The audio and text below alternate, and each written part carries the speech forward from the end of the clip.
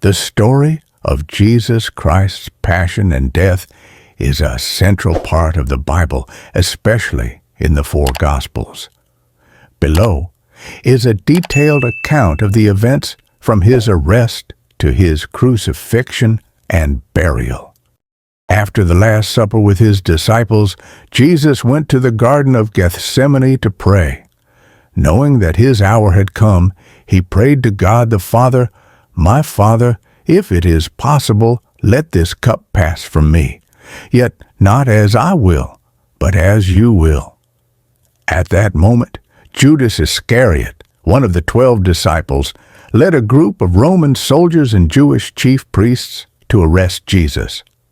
He signaled them by kissing Jesus on the cheek and saying, "Greetings, Rabbi."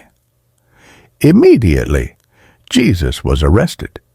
Peter, one of his disciples, drew his sword and cut off the ear of a soldier, but Jesus stopped him, saying, "Put your sword back in its place, for all who draw the sword will die by the sword." Then Jesus healed the soldier's ear and willingly allowed himself to be taken. Jesus was taken before the Jewish Sanhedrin.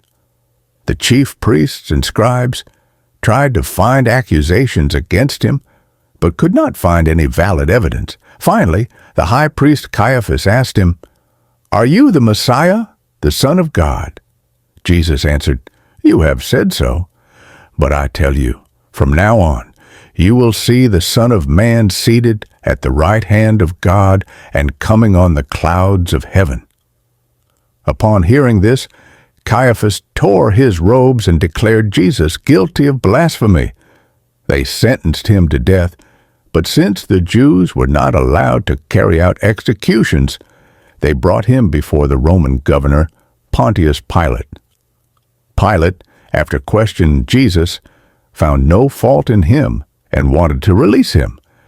However, the crowd, incited by the chief priests, shouted, "Crucify him! Crucify him!" Fearing an uprising, Pilate gave in to their demand. He washed his hands in front of the people and said, "I am innocent of this man's blood. It is your responsibility." Then he ordered Jesus to be scourged and handed him over to be crucified. Jesus was brutally beaten. The Roman soldiers placed a scarlet robe on him, put a crown of thorns on his head, and mocked him, saying, "Hail, King of the Jews!" Then they forced him to carry his heavy cross to the place of execution. Along the way, Jesus fell several times due to exhaustion. Seeing this, the soldiers forced a man named Simon of Cyrene to help him carry the cross. As they walked, a group of women mourned for him. Jesus turned to them and said, "Daughters of Jerusalem, do not weep for me. Weep for yourselves and for your children." Upon reaching Golgotha, the soldiers nailed Jesus to the cross, driving nails through his hands and feet. They raised the cross between two criminals.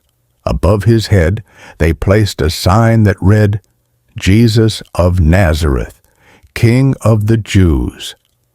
The Roman soldiers and the people mocked him. "If you are the Son of God, come down from the cross." One of the criminals also insulted him, but the other rebuked him, saying, "We are punished justly, but this man has done nothing wrong." Then he turned to Jesus and said, "Lord, remember me when you come into your kingdom."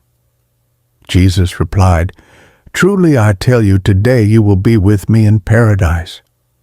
At the foot of the cross, Mary, the mother of Jesus, and the disciple John stood in sorrow. Jesus looked down at them and said to his mother, "Woman, behold your son." Then he said to John, "Behold your mother." From that moment, John took Mary into his home and cared for her. From noon until 3 in the afternoon, darkness covered the land. Jesus cried out, my God, why have you forsaken me?" Then he said, "It is finished." Finally, he spoke his last words, "Father, into your hands I commit my spirit." With that, he took his last breath.